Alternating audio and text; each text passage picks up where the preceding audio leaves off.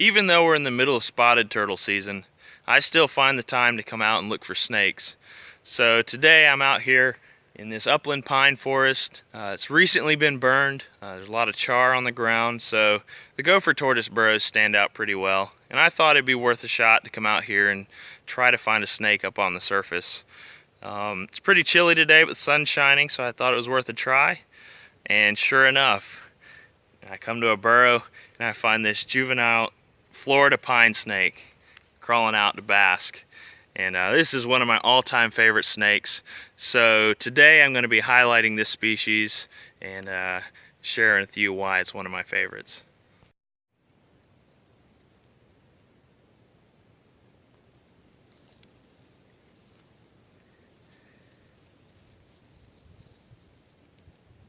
So as you can see, this is just a little guy. However, Florida pine snakes are actually one of our larger snakes in South Georgia. They're large, powerful constrictors, and adults can achieve lengths of over 5 feet long. So this snake could grow up to be quite an impressive animal. Even though they are so large, they are seldom seen in the wild, and that's largely in part to their fossorial nature. These snakes spend a lot of their time underground, and they usually only come to the surface during the spring. That's when adults are looking for mates, and then you often see hatchlings in the fall. But you can see individuals on cool days in the summer or warm days in the winter like we did today. However, they are not usually on the surface year-round. Now, a really cool characteristic of pine snakes is this enlarged rostral scale on the tip of the nose. It's tall and triangular, and that, along with the shape of their heads, allow these snakes to be quite accomplished burrowers. Like I said, they're pretty fossorial in nature, spending a lot of the year underground. They will use gopher tortoise burrows and rodent burrows, but they're quite capable of excavating their own burrows, and females will actually excavate their own nest cavities, nest chambers, to deposit eggs.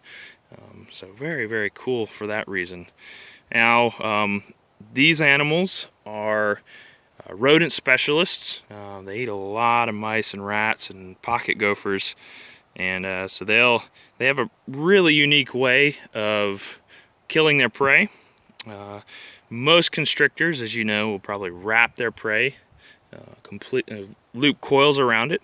However, pine snakes, if they're in a tight rodent burrow, they may not have enough space to thoroughly wrap around their prey.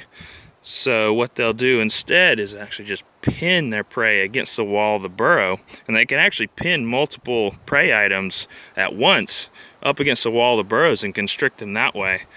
So really, really cool way to obtain their prey. Another really fascinating thing about pine snakes is their unique defensive behavior. If you've ever come across a pine snake in the wild, you may have experienced this for yourself, and you'd certainly not forget it.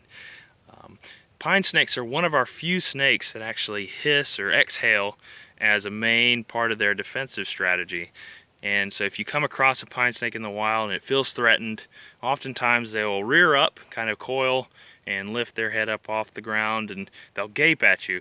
And while they're gaping, they'll exhale really, really loud. It actually produces kind of a roaring hiss.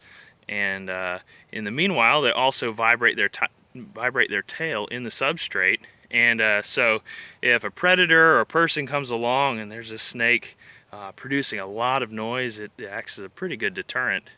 Unfortunately, a lot of people, they see a snake being defensive and making noise, and they automatically assume it's a rattlesnake. So unfortunately, a lot of these pine snakes get killed because of mistaken identity. It's a real shame. Now, if you look at the pattern of a pine snake, it almost has 3 distinct patterns. Up towards the head, it has real speckly, chaotic pattern. It doesn't make any real discernible shapes. But as you go down to mid-body, that speckling turns into saddles or blotches. And then, if you look at the tail, those blotches then turn into almost real clean-cut bands. And that's characteristic of most pine snakes, northern and Florida's. So a lot of people confuse these for rat snakes, but that's one really good way to tell them apart. They have almost 3 patterns in one. So unfortunately, like other pine snakes, the Florida pine snake is presumed to be declining throughout much of its range. And one factor in this is road mortality. Throughout the course of a year, pine snakes often have to cross roads in search of mates or suitable habitat.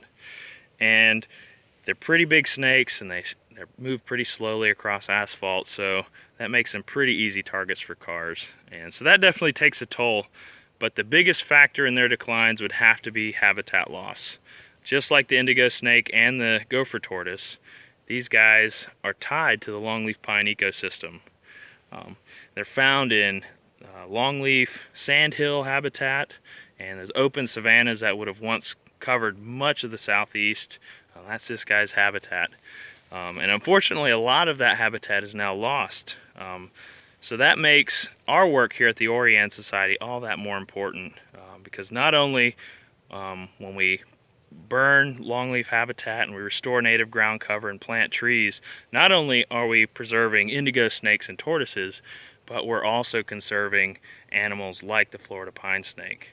And so our efforts will hopefully help to keep this species around for many, many years to come.